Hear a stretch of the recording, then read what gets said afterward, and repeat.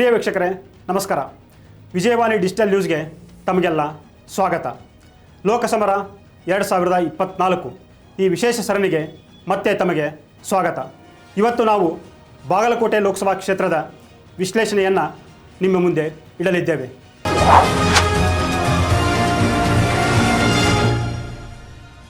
ಬಾಗಲಕೋಟೆ ಲೋಕಸಭಾ ಕ್ಷೇತ್ರ ಐತಿಹಾಸಿಕ ಹಿನ್ನೆಲೆ ಉಳ್ಳಂತಹ ಕ್ಷೇತ್ರ. 1980ರಲ್ಲಿ ವೀರೇಂದ್ರ ಪಾಟೀಲ್ ಅವರಿಗೆ ರಾಜಕೀಯ ಪುನರ್ಜನ್ಮ ನೀಡಿದಂತಹ ಕ್ಷೇತ್ರ ಬಾಗಲಕೋಟೆ.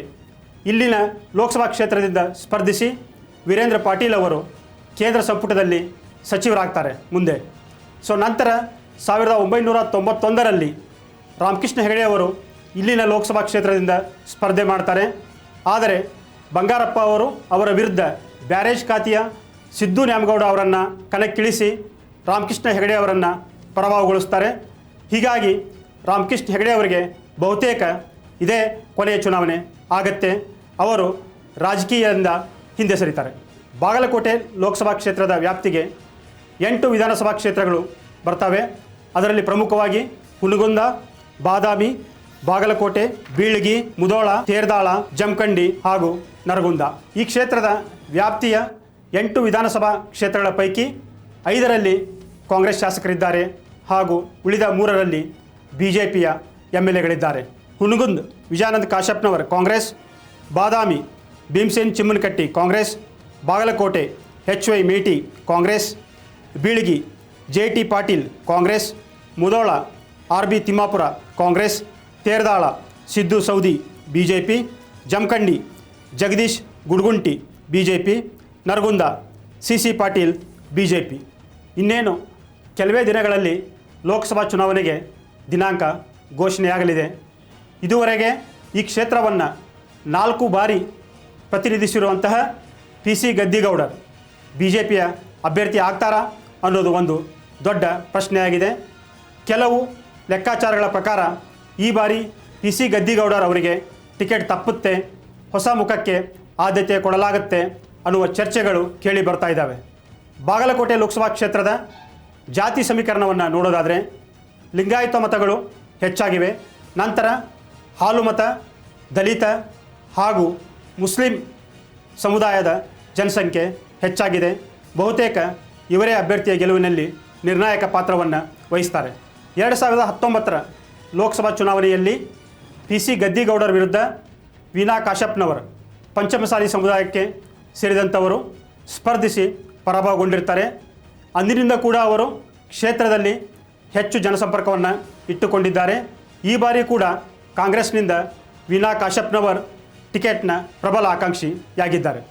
ವೀಣಾ ಕಾಶ್ಯಪ್ನವರ್ ಹೊರತಾಗಿ ಅಜಯ್ ಕುಮಾರ್ ಸರ್ನಾಯಕ್, ಬಸವಪ್ರಭು ಸರ್ನಾಡ್ಗೌಡ, ಸಂಯುಕ್ತಾ ಪಾಟೀಲ್, ರಕ್ಷಿತಾ ಇಟಿ ಹಾಗೂ ಆನಂದ್ ನ್ಯಾಮಗೌಡ ಅವರ ಹೆಸರು ಕೂಡ ಕಾಂಗ್ರೆಸ್ ಪಾಳ್ಯದಲ್ಲಿ ಕೇಳಿಬರ್ತಾ ಇದೆ. ಕೊನೆಗೆ ಕಾಂಗ್ರೆಸ್ ಟಿಕೆಟ್ ಯಾರ ಪಾಲಾಗುತ್ತೆ ಅನ್ನೋದು ಕೆಲವೇ ದಿನಗಳಲ್ಲಿ ನಮಗೆ ಸ್ಪಷ್ಟವಾಗಲಿದೆ. ಲಿಂಗಾಯತ ಗಾನಿಗ ಸಮುದಾಯಕ್ಕೆ ಸೇರಿದಂತಹ ಹಾಗೂ ಜಮಖಂಡಿಯ ಮಾಜಿ ಶಾಸಕ ಆನಂದ್ ನ್ಯಾಮಗೌಡ ಕೂಡ ಈ ಕ್ಷೇತ್ರದಿಂದ ಕಾಂಗ್ರೆಸ್ ಟಿಕೆಟ್ನ ಪ್ರಬಲ ಆಕಾಂಕ್ಷಿಯಾಗಿದ್ದಾರೆ. ಸತತ 4 ಬಾರಿ ಗೆಲುವು ಸಾಧಿಸಿರುವಂತಹ PC ಗದ್ದಿಗೌಡರವರು ಈ ಬಾರಿಯೂ ಕೂಡ ಬಿಜೆಪಿಯ ಟಿಕೆಟ್ನ ಪ್ರಬಲ ಆಕಾಂಕ್ಷಿಯಾಗಿದ್ದಾರೆ. ಇವರ ಜೊತೆಗೆ ಕುರುಬ ಸಮುದಾಯಕ್ಕೆ ಸೇರಿದಂತಹ ಡಾಕ್ಟರ್ ಪ್ರಕಾಶ್ ಪರಪ್ಪ ಅವರ ಹೆಸರು ಹೆಚ್ಚಾಗಿ ಬಿಜೆಪಿ ವಲಯದಲ್ಲಿ ಕೇಳಿ ಬರ್ತಾ ಇದೆ. ಡಾಕ್ಟರ್ ಪ್ರಕಾಶ್ ಪರಪ್ಪ ಅವರು IASನಿಂದ ಸ್ವಯಂ ನಿವೃತ್ತಿ ಪಡೆದು ಜನಸಂಪರ್ಕದಲ್ಲಿ ನಿರತರಾಗಿದ್ದಾರೆ. ರಾಜಶೇಖರ್ ಶೀಲ್ವಂತ್ ಹಾಗೂ ಕಳೆದ ವಿಧಾನಸಭಾ ಚುನಾವಣೆಯಲ್ಲಿ ಪರಾಭವಗೊಂಡಂತಹ ಮುರುಗೇಶ್ ನಿರಾಣಿ ಅವರು ಕೂಡ ಬಾಗಲಕೋಟೆ ಲೋಕಸಭಾ ಕ್ಷೇತ್ರದ ಬಿಜೆಪಿಯ ಟಿಕೆಟ್ ಆಕಾಂಕ್ಷಿಯಾಗಿದ್ದಾರೆ. ಜೊತೆಗೆ ದೊಡ್ಡನಗೌಡ ಪಾಟೀಲ್ ಕೂಡ ಬಿಜೆಪಿಯ ಟಿಕೆಟ್ ಆಕಾಂಕ್ಷಿಯಾಗಿದ್ದಾರೆ. ಇನ್ನು ಬಿಜೆಪಿಯ ಪ್ಲಸ್ ಪಾಯಿಂಟ್ ನೋಡೋದಾದರೆ ಮೋದಿಯವರ ವರ್ಚಸ್ಸು ಹಾಗೂ ಕೇಂದ್ರ ಸರ್ಕಾರದ ಸಾಧನೆಗಳೇ ಬಿಜೆಪಿಯ ಮೊದಲ ಪ್ಲಸ್ ಪಾಯಿಂಟ್. ಹಾಗೂ ಕಳೆದ 4 ಚುನಾವಣೆಗಳಲ್ಲಿ ಬಿಜೆಪಿ ಇಲ್ಲಿ ಗೆದ್ದಿರುವಂಥದ್ದು. ಜೊತೆಗೆ ಲಿಂಗಾಯತ ಸಮುದಾಯ ಬಿಜೆಪಿಯ ಬೆಂಬಲಕ್ಕಿರೋದು. ಬಿಜೆಪಿಯ ಮೈನಸ್ ಪಾಯಿಂಟ್ ನೋಡೋದಾದರೆ ಸತತ 4 ಬಾರಿ ಗೆದ್ದಿದ್ದರೂ ಕೂಡ ಕ್ಷೇತ್ರವನ್ನು ಕಡೆಗಣಿಸಿರುವಂಥದ್ದು ಹಾಗೂ ಕ್ಷೇತ್ರದಲ್ಲಿ ಹೇಳಿಕೊಳ್ಳುವಂತಹ ಅಭಿವೃದ್ಧಿಯ ಕಾರ್ಯಗಳು ಆಗದೇ ಇರುವಂಥದ್ದು. ಕಾಂಗ್ರೆಸ್ನ ಪ್ಲಸ್ ಪಾಯಿಂಟ್ ನೋಡೋದಾದರೆ 5 ಗ್ಯಾರಂಟಿ ಯೋಜನೆಗಳು, ಕ್ಷೇತ್ರದಲ್ಲಿ 5 ಕಾಂಗ್ರೆಸ್ ಶಾಸಕರು ಇರುವುದು ಕೂಡ ಕಾಂಗ್ರೆಸ್ನ ಒಂದು ದೊಡ್ಡ ಪ್ಲಸ್ ಪಾಯಿಂಟ್. ಜೊತೆಗೆ ಅಹಿಂದ ಮತದಾರ. ಕಾಂಗ್ರೆಸ್ನ ಮೈನಸ್ ಪಾಯಿಂಟ್ ನೋಡೋದಾದರೆ ಕ್ಷೇತ್ರದಲ್ಲಿ ಪ್ರಬಲ ಅಭ್ಯರ್ಥಿಯ ಕೊರತೆ, ಜೊತೆಗೆ ಮೋದಿಯವರ ಅಲೆ ಹಾಗೂ ಹಿಂದುತ್ವದ ಅಲೆ. ಕಳೆದ 4 ಚುನಾವಣೆಯಲ್ಲಿ ಕಾಂಗ್ರೆಸ್ ಸೋಲನ್ನು ಒಪ್ಪಿಕೊಂಡಿರುವಂಥದ್ದು. ಬಾಗಲಕೋಟೆ ಕ್ಷೇತ್ರದಲ್ಲಿ ಸ್ಥಳೀಯ ಲೆಕ್ಕಾಚಾರಗಳು ಯಾವ ರೀತಿ ಇವೆ ಹಾಗೂ BJP ಮತ್ತು ಕಾಂಗ್ರೆಸ್ನಲ್ಲಿ ಯಾವ ರೀತಿಯ ಒಂದು ರಣತಂತ್ರ ನಡೀತಾ ಇದೆ ಅನ್ನೋದನ್ನು ನಮ್ಮ ಬಾಗಲಕೋಟೆಯ ವಿಜಯವಾಣಿ ಪ್ರತಿನಿಧಿ ಅಶೋಕ್ ಶೆಟ್ಟರ್ ಅವರು ವಿವರಣೆಯನ್ನು ಕೊಡಲಿದ್ದಾರೆ. ರಾಷ್ಟ್ರ ರಾಜಕಾರಣದಲ್ಲಿ ಸಹಿತ ತನ್ನ ಛಾಪನ್ನು ಮೂಡಿಸಿರುವಂಥ ಬಾಗಲಕೋಟೆ ಲೋಕಸಭಾ ಕ್ಷೇತ್ರ ಮೂಲತಃ ಕಾಂಗ್ರೆಸ್ಸಿನ ಭದ್ರಕೋಟೆ ಅಂತ ಹೇಳ್ಬೋದು. ಆದರೆ 2004ರಿಂದ ಈವರೆಗೂ ಸಹಿತ ಕಾಂಗ್ರೆಸ್ಸಿನ ಭದ್ರಕೋಟೆಯನ್ನು ಛಿದ್ರ ಮಾಡಿ ತನ್ನದೇ ಆದಂಥ ಅಸ್ತಿತ್ವವನ್ನು ಸ್ಥಾಪಿಸಿಕೊಂಡಿರುವುದು ಭಾರತೀಯ ಜನತಾ ಪಕ್ಷ ಅಂತ ಹೇಳ್ಬೋದು. ಹೀಗಾಗಿ ಸತತ 4 ಚುನಾವಣೆಗಳಲ್ಲಿ ಗೆಲುವನ್ನು ಕಂಡಿದೆ. ಆ ಒಂದು 4 ಚುನಾವಣೆಯ ಗೆಲುವಿನ ರೂವಾರಿ ಹಾಲಿ ಸಂಸದ PC ಗದ್ದಿಗೌಡರನ್ನು. 4 ಸಲ ಚುನಾವಣೆ ಎದುರಿಸಿದ್ರು ಸಹಿತ ಅವರಿಗೆ ಈವರೆಗೂ ಸಹಿತ ಪ್ರತಿಸ್ಪರ್ಧೆ ಇರಲಿಲ್ಲ.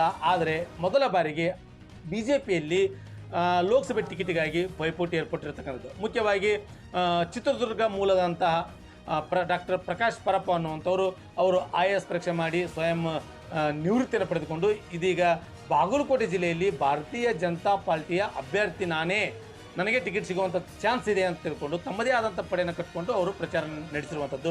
ಹಾಗೆಯೇ ಗುಳೇದಗುಡ್ಡದ ಮಾಜಿ ಶಾಸಕ ರಾಜಶೇಖರ್ ಶೀಲವಂತರವರು ಸಹಿತ ನಾನು ಆಕಾಂಕ್ಷಿ ಅನ್ನುವಂಥದ್ದು ಬಾಗಲಕೋಟೆಯಲ್ಲಿ ಅವರೇ ಈಗ ಮನೆ ಮಾಡಿರುವಂಥದ್ದು.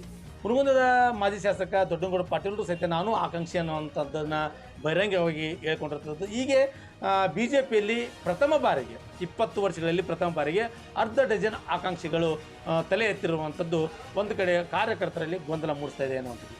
ಕಾಂಗ್ರೆಸ್ನವರು ಒಟ್ಟಾಗಿ ಚುನಾವಣೆ ಎದುರಿಸಿದರೆ ಈ ಸಾರಿ BJPಯನ್ನು ಮಣಿಸ್ಬೋದು ಅನ್ನುವಂಥ ಆಂತರಿಕ ಚರ್ಚೆಗಳು ಅವ್ರ ಪಕ್ಷದಲ್ಲೇ ಇರ್ತಕ್ಕಂಥದ್ದು. ಆದರೆ ಬಾಗಲಕೋಟೆ ಜಿಲ್ಲೆ ಅಂದಾಗ ಇಲ್ಲಿ ಕೇವಲ ಪಕ್ಷ ಸಿದ್ಧಾಂತದ ಹೊರತಾಗಿ ಆಂತರಿಕ ಒಳ ಒಪ್ಪಂದದ ರಾಜಕಾರಣಕ್ಕೆ ಇದು ಹೆಸರುವಾಸಿಯಾಗಿರ್ತಕ್ಕಂಥದ್ದು. ಹೀಗಾಗಿ ಯಾವ ಪಕ್ಷದವರನ್ನು ಯಾರು ಕೆಡ್ಡಕ್ಕೆ ಕೆಡುತ್ತಾರೆ ಅನ್ನುವಂಥದ್ದು ನಿಗೂಢವಾಗಿರ್ತಕ್ಕಂಥದ್ದು. ಹೀಗಾಗಿ ಬಾಗಲಕೋಟೆ ಲೋಕಸಭಾ ಕ್ಷೇತ್ರ ಸತತ 5ನೇ ಸಾರಿ BJP ಬುಟ್ಟಿಗೆ ಬೀಳುತ್ತಾ ಅಥವಾ ಸೋಲಿನ ಸರಿಪರಳೆಯಿಂದ ಕಾಂಗ್ರೆಸ್ ಹೊರಬರುತ್ತಾ ಅಂತ ಕಾದು ನೋಡಬೇಕಾಗಿದೆ.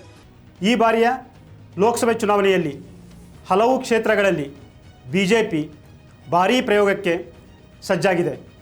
ಆದರೆ ಬಾಗಲಕೋಟೆ ಲೋಕಸಭಾ ಕ್ಷೇತ್ರಕ್ಕೆ ಸಂಬಂಧಿಸಿದಂತೆ ಯಾವುದೇ ರೀತಿಯ ಪ್ರಯೋಗವನ್ನು ಮಾಡದೆ ಗೆಲ್ಲುವ ಅಭ್ಯರ್ಥಿಗೆ ಮನೆ ಹಾಕುವುದರಲ್ಲಿ ಸಂದೇಹವಿಲ್ಲ.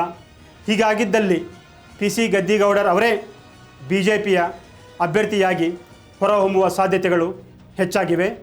ಆದರೆ ಕಾಂಗ್ರೆಸ್ನಲ್ಲಿ ಇನ್ನೂ ಕೂಡ ಗೆಲ್ಲುವ ಅಭ್ಯರ್ಥಿಯ ಯಾರೆಂದು ಸ್ಪಷ್ಟವಾದ ಚಿತ್ರಣ ಸಿಕ್ಕಿಲ್ಲ. ಅವರೂ ಕೂಡ ಗೆಲ್ಲುವ ಕುದುರೆಯ ಹುಡುಕಾಟದಲ್ಲಿದ್ದಾರೆ.